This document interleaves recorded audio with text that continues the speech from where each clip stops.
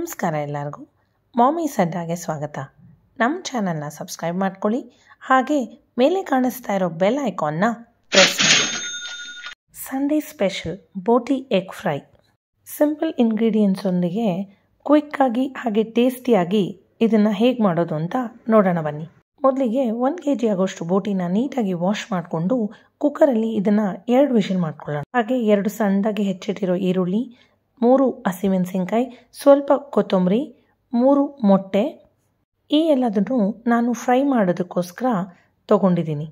ಇದರ ಜೊತೆ ನಾನು 1.5 2 ಸ್ಪೂನಷ್ಟು ಪೆಪ್ಪರ್ ಪೌಡರ್ನ ಕೂಡ ತೊಗೊಂಡಿದ್ದೀನಿ. 1 kg ಬೋಟಿ ಫ್ರೈಗೆ ನಾನು ಕೊಟ್ಟಿರೋ ಇಂಗ್ರೀಡಿಯೆಂಟ್ಸ್ ಸಾಕು.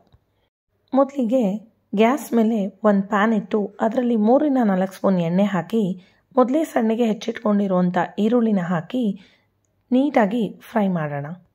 2 ನಿಮಿಷ ಫ್ರೈ ಮಾಡಿದ ನಂತರ ಇದಕ್ಕೆ ನಾವು ಎತ್ತಿಟ್ಕೊಂಡಿದ್ದಂಥ ಹಸಿಮೆಣಸಿನ್ಕಾಯಿನ ಹಾಕಿ ಮಿಕ್ಸ್ ಮಾಡೋಣ.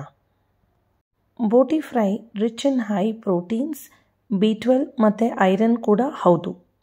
ಹಾಗೆ ಇದನ್ನು ಮಕ್ಕಳಿಗೆ ಕೊಡೋದ್ರಿಂದ ತುಂಬ ಹೆಲ್ತ್ ಬೆನಿಫಿಟ್ಸ್ ಕೂಡ ಇದೆ.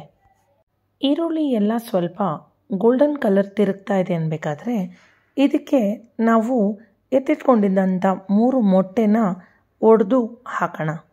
ನೆನ್ಪಿಟ್ಕೊಳ್ಳಿ, ಮೊಟ್ಟೆ ಹಾಕಬೇಕಾದ್ರೆ ಫ್ಲೇಮು ಮೀಡಿಯಮ್ ಫ್ಲೇಮಲ್ಲೇ ಇರಲಿ. ಎಲ್ಲ ಇಂಗ್ರೀಡಿಯೆಂಟ್ಸು ನೀಟಾಗಿ ಲೋ ಫ್ಲೇಮಲ್ಲೇ ಮಿಕ್ಸ್ ಮಾಡಿದ ನಂತರ ನಾವು ಕುಕ್ಕರ್ನಲ್ಲಿ ಬೇಯಿಸಿಟ್ಕೊಂಡಿದ್ದಂಥ ಬೋಟಿನ ಕೂಡ ಹಾಕೋಣ. 2 ವಿಸಿಲ್ಗೆ ಬೋಟಿ ನೋಡಿ ಎಷ್ಟು ಚೆನ್ನಾಗಿ ಎಷ್ಟು ಸಾಫ್ಟಾಗಿ ಬೆಂದಿದೆ ಅಂತ.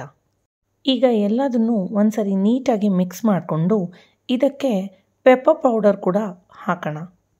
ಹಾಗೆ ರುಚಿಗೆ ತಕ್ಕಷ್ಟು ಉಪ್ಪು ಹಾಕಿ ನಾವು ಮೊದಲೇ ಕತ್ತರಿಸಿಟ್ಕೊಂಡಿದ್ದಂಥ ಕೊತ್ತಂಬರಿ ಸೊಪ್ಪನ್ನ ಕೂಡ ಮೇಲ್ಗಡೆ ಹಾಕಿ ಒಮ್ಮೆ ನೀಟಾಗಿ ಎಲ್ಲದನ್ನು ಮಿಕ್ಸ್ ಮಾಡ್ಕೊಳ್ಳೋಣ. ಈ ಬೋಟಿ ಎಗ್ ಫ್ರೈ ಚಪಾತಿ ಜೊತೆ, ಅನ್ನದ ಜೊತೆ ಒಂದು ಸಖತ್ ಕಾಂಬಿನೇಷನ್ ಅಂತ ಹೇಳ್ಬೋದು.